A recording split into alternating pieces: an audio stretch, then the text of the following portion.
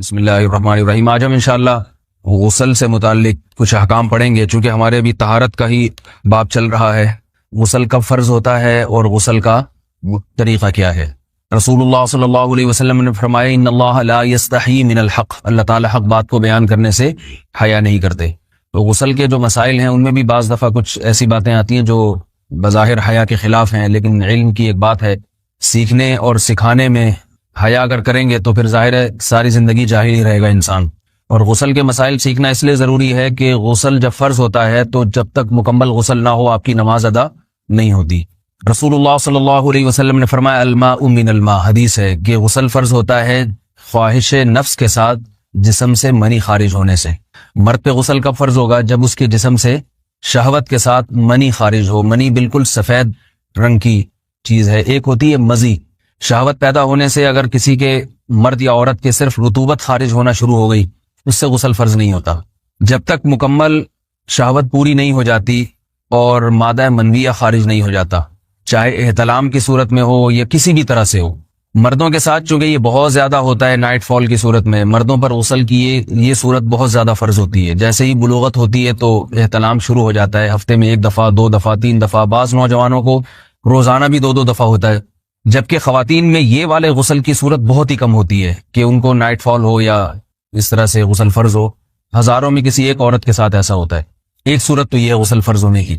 دوسری صورت کیا ہے کہ جب انسان اپنی زوجہ کے ساتھ ملاپ کرے اور انٹرکورس ہو جائے، چاہے اس صورت میں ڈسچارج دونوں میں سے کوئی ہو یا نہ ہو، لیکن دونوں پہ غسل فرض ہو جائے گا، مرد پہ بھی اور عورت پہ بھی۔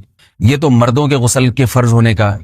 مردوں کے غسل میں ایک چیز یہ بھی ہے کہ اگر آپ نے رات کو نیند کی اور صبح آپ اٹھے اور آپ نے کپڑوں پہ نشان دیکھا، اب آپ کو یہ پتہ نہیں چل رہا کہ یہ منی کا نشان ہے یا مزی کا ہے، تو بھی آپ پر غسل کرنا فرض ہے۔ یہی سمجھا جائے گا کہ یہ آپ خواب میں ڈسچارج ہوئے ہیں۔ عورت پر جو غسل فرض ہوتا ہے ایک اور صورت میں ہوتا ہے کہ جب خواتین کو ایام آنا بند ہو جاتے ہیں، حیض یا نفاس سے جب پاک ہو جائیں، تو بھی ان پہ غسل فرض ہے۔ یہ تو غسل کی فرضیت سے متعلق احکام تھے۔ کچھ چیزیں ایسی ہیں جن میں غسل سنت ہے، فرض نہیں ہے۔ جمعہ کے دن غسل کرنا رسول اللہ صلی اللہ علیہ وسلم نے بہت زیادہ تاکید کی ہے۔ سنت کی 2 قسمیں ہیں، سنت مؤکدہ اور سنت غیر مؤکدہ۔ مؤکدہ وہ ہوتی ہیں کہ جن کو چھوڑنے کا اگر کوئی معمول بنا لے تو گناہ کا خطرہ ہے، اور ایسا شخص قابل ملامت ہے، اسے شریعت ملامت کرتی ہے، برا بھلا کہتی ہے۔ تو غسل سنت مؤکدہ ہے ہفتے میں 1 مرتبہ، چاہے جمعے کے دن ہو یا کسی بھی دن ہو۔ جو مسلمان ہفتے میں 1 دفعہ بھی نہیں نہاتا، وہ کتنا ہی نیٹ کلین ہو، مگر شریعت کی نظر میں وہ قابل ملامت ہے، اسے تانے دینے چاہیے کہ شرم نہیں آتی ہو مسلمان مگر رہتے ہو بھنگیوں اور چماروں کی طرح۔ ملامت تو اسی کو کہتے ہیں نا۔ اس کی دلیل رسول اللہ صلی اللہ علیہ وسلم نے فرمایا، صحیح حدیث ہے، حق علی کل مسلم ان یغتسل کل اسبوع مرۃ، کہ ہر مسلمان پر لازم ہے کہ وہ ہفتے میں کم از کم 1 مرتبہ غسل کرے۔ ہر مسلمان پر لازم ہے، چاہے اس پہ غسل فرض نہ بھی ہو۔ اور کس دن بہتر ہے؟ جمعہ کے دن۔ نبی صلی اللہ علیہ وسلم نے حکم دیا ہے کہ جمعے کے دن غسل کیا جائے۔ امام احمد ابن حنبل کا مذہب یہ ہے کہ جمعے کے دن غسل کرنا واجب ہے، صرف سنت نہیں ہے بلکہ واجب ہے، لیکن جمہور کا مذہب یہ ہے کہ سنت عمل ہے۔ غیر مسلم جب اسلام قبول کرتا ہے تو اس وقت بھی اس کے لیے غسل کرنا سنت ہے۔ جب ہم مردے کو نہلاتے ہیں تو جو مردے کو نہلائے اس کے لیے بھی خود غسل کرنا افضل ہے، سنت عمل ہے۔ عید کے دن غسل کرنا سنت عمل ہے۔ تو یہ وہ تمام مواقع ہیں جن میں غسل کرنا رسول اللہ صلی اللہ علیہ وسلم کی سنت ہے۔ غسل کا طریقہ کیا ہے؟ غسل میں 3 چیزیں فرض ہیں، منہ بھر کے قلی کرنا، ناک میں پانی ڈالنا کہ ناک کی جو نرم جگہ ہے یہ اچھی طرح تر ہو جائے، اور پورے جسم پہ 1 مرتبہ پانی بہا دینا کہ جسم میں بال کے برابر جگہ بھی خشک نہ رہے۔ یہ تو ہے فرض، یعنی یہ کام کسی نے کسی بھی طرح سے کر لیا تو غسل ادا ہو جائے گا، چاہے اس کی نیت غسل کی تھی یا نہیں تھی۔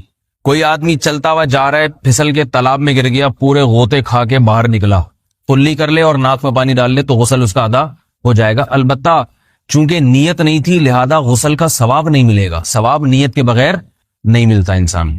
دلائل اس کے الگ موضوع ہے کہ اس کی دلیل کیا ہے کہ بغیر نیت کے بھی غسل ہو جاتا ہے، لیکن میں نے بتایا دلائل کا سیشن نہیں ہے، اس میں پھر بات لمبی ہو جائے گی۔ تو یہ تو ہے فرض، پورے جسم پہ پانی بہانا، قلی اور ناک میں پانی۔ سنت طریقہ کیا ہے؟ رسول اللہ صلی اللہ علیہ وسلم غسل کیسے کرتے تھے؟ سنت طریقہ جس پہ جو اختیار کرنا چاہیے، وہ طریقہ یہ ہے کہ جب آپ غسل کے لیے بیٹھیں تو سب سے پہلے وہ جگہ دھوئیں جہاں نجاست اور ناپاکی لگی ہوئی ہے. نائٹ فال ہوا, کسی کو احتلام ہوا, تو جہاں جہاں گندگی لگی ہے پہلے اس جگہ کو دھوئیں. استنجا کریں, شرمگاہ کو دھوئیں اچھی طرح. سمجھ رہے ہیں بات کو؟ اس کے بعد ہاتھ دھوئیں اور مکمل وضو کریں جیسے ہم عام حالات میں وضو کرتے ہیں.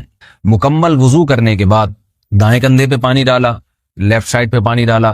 پہلے زمانے میں تو چلو سے غسل ہوتا تھا, ہاتھ دھو لیے تو اب چلو سے پانی لے کے یہاں ڈالا جا رہا ہے, چلو سے پانی لے کے یہاں ڈالا جا رہا ہے, پورے جسم پہ ملا جا رہا ہے, اور چلو سے پانی لے کے 3 دفعہ سر پہ ڈالا جا رہا ہے.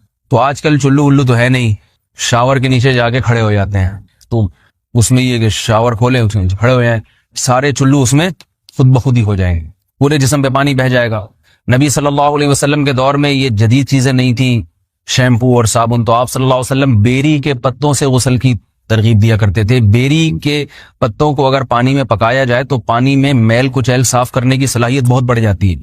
ہمارے زمانے میں اس تکلف کی ضرورت نہیں ہے, صابن ملتے ہیں اس سے نہایا کریں. بہرحال کہنے کا مقصد یہ آپ لوگوں سے, تو یہ سنت طریقے سے غسل ہو جائے گا آپ کا.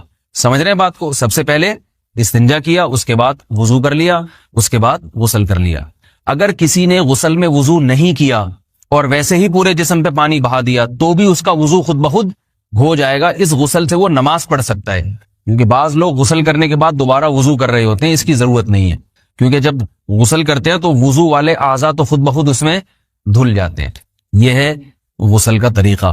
وضو کیسے ٹوٹتا ہے؟ جن چیزوں سے غسل فرض ہوتا ہے ان چیزوں سے وضو تو بہرحال ٹوٹتا ہی ہے. اس کے علاوہ بھی وضو ٹوٹتا ہے. اس سے پچھلے لیکچر میں نے کچھ تفصیل بتائی تھی کہ نجاست جسم سے کہیں سے بھی خارج ہو جائے یا نجاست نکل کے بہہ پڑے. اگر قضائے حاجت کی جگہوں سے نجاست خارج ہوئی ہے تو نظر بھی آ جائے وضو ٹوٹ جائے گا, اور قضائے حاجت کے علاوہ جگہوں سے اگر نجاست خارج ہوئی ہے, خون وغیرہ ہے جیسے, تو جب تک نکل کے بہے گا نہیں تو اس وقت تک وضو نہیں ٹوٹے گا. سمجھ رہے ہیں بات کو؟ وضو کا طریقہ کیا ہے؟ سب سے پہلے دونوں ہاتھوں کو دھویا جائے, 3 دفعہ کلی کی جائے, مسواک کی جائے, 3 دفعہ ناک میں پانی ڈالا جائے. پھر پورے چہرے کو, پیشانی یہ جو ہے جہاں سے پیشانی ہماری شروع ہو رہی ہے اور تھوڑی کے نیچے تھوڑی جہاں ختم ہو رہی ہے, اور ایک کان کی لو سے دوسرے کان کی لو تک 4 اعضاء ہیں وضو میں دھونا فرض ہیں. 1 چہرہ, نمبر 2 بازو, نمبر 3 سر کا مسا, چوتھائی سر, اور نمبر 4 پاؤں کو دھونا. اس کی دلیل قرآن مجید کی مشہور آیت ہے فاغسلوا وجوہکم وایدیکم الی المرافق. اللہ فرماتے ہیں ایمان والو جب نماز کا ارادہ ہو تو اپنے چہروں کو اور اپنے ہاتھوں کو دھو, سر کا مسا کرو اور پاؤں کو ٹخنوں سمیت دھونے کا حکم ہے قرآن مجید میں. البتہ سر کے بارے میں یہ نہیں ہے پورے سر کا مسا کرو, بلکہ آ رہا ہے وامسحوا برؤوسکم. با کا لفظ ہے, با آتی ہے تبعیض کے لیے کہ سر کے بعض حصے کا مسا. اب بعض حصے کا قرآن حدیث میں کہیں تذکرہ نہیں ہے, تو اس میں فقہاء کرام کے اجتہادات ہیں. امام شافعی فرماتے ہیں تھوڑا سا بھی ٹچ کر لیا سر کو ہو جائے گا. امام ابو حنیفہ فرماتے ہیں نہیں, کم از کم 1/4 کا ہونا ضروری ہے. سب کے اپنے اپنے دلائل ہیں, ان دلائل میں نہیں جاتا. فقہ حنفی کو جو فالو کرنے والے ہیں تو ان کو چاہیے کم از کم 1/4 سر کا مسا, یہ فرض ہونے کے لیے ضروری. مگر سنت کیا ہے؟ پورے سر کا مسا. نبی صلی اللہ علیہ وسلم دونوں ہاتھوں کو بھگو کے پورے سر کا مسا کرتے تھے. ایسے سمجھ رہے بات کو؟ اور مسا کے جو یہ ٹیکنیکل طریقے ہیں کہ آپ یوں پہلے انگلی بنائیں, پھر یوں لے کر جائیں, پھر یوں گھما کے لائیں, پھر یوں, یہ ٹیکنیکل طریقے حدیث سے ثابت نہیں. مسا کا طریقہ کیا ہے؟ بھیگا ہوا ہاتھ لے کے ایسے پورے سر کو ہو گیا.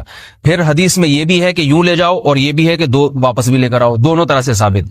تو ایسے بھی کر سکتے ہیں کہ یوں لے جائیں, اور ایسے بھی کر سکتے ہیں لے کے جائیں اور پھر واپس بھی لے آئیں, دونوں طریقے جائز ہیں. لیکن کم از کم سنت اتنی ہے کہ پورے سر کا مسا ہونا چاہیے.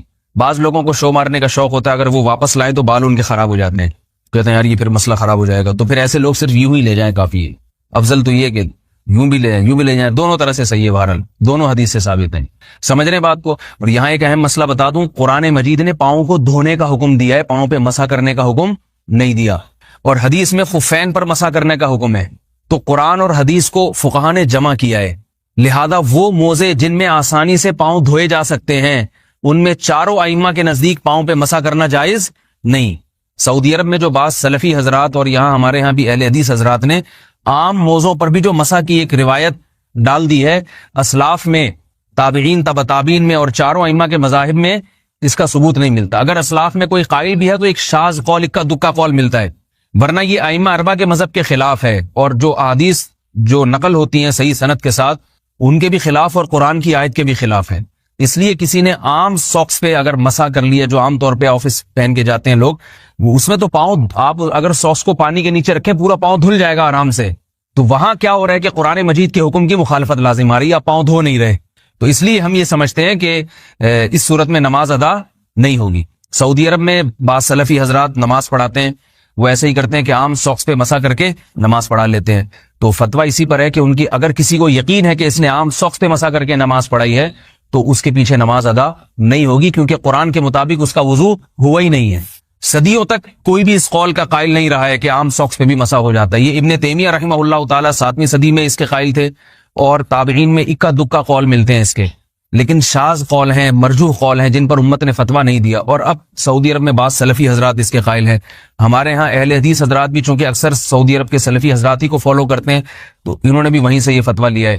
لیکن ائمہ اربعہ کے مذہب میں اور دلائل کے لحاظ سے دیکھا جائے تو یہ مذہب کمزور ہے. قرآن نے پاؤں کو دھونے کا حکم دیا، آپ دھوئیں گے پاؤں جب تک دھونا ممکن ہے. چمڑے کے موزے ہیں، ان کو دھونا ممکن نہیں ہے اتارے بغیر، لہذا ان موزوں کے اوپر مسا ہو جائے گا. تو اس سے قرآن پر بھی عمل ہو جائے گا اور حدیث پر بھی عمل ہو جائے گا. اس لیے ائمہ اربعہ نے جو قرآن و حدیث کو سمجھ کے جو فیصلہ کیا ہے اس پہ چلنا ہمارے لیے زیادہ مفید ہے بنسبت آج کل کے جو علماء ہیں ان کی اپنی ذاتی آراء پر. اس لیے یہ بھی ایک وضو سے متعلق اہم مسئلہ تھا. سمجھ رہے ہیں؟ باقی تو ماشاءاللہ وضو کرنا سب کو آتا ہی ہے. اور وضو کے بعد دعا کیا ہے؟ کلمہ شہادت، اشہد ان لا الہ الا اللہ وحدہ لا شریک لہ اشہد ان محمدا عبدہ ورسولہ اللہم اجعلنی من التوابین واجعلنی من المتطہرین. اے اللہ تو مجھے بار بار توبہ کرنے والوں میں شامل کر دے اور بار بار پاکیزہ رہنے والوں میں شامل کر دے.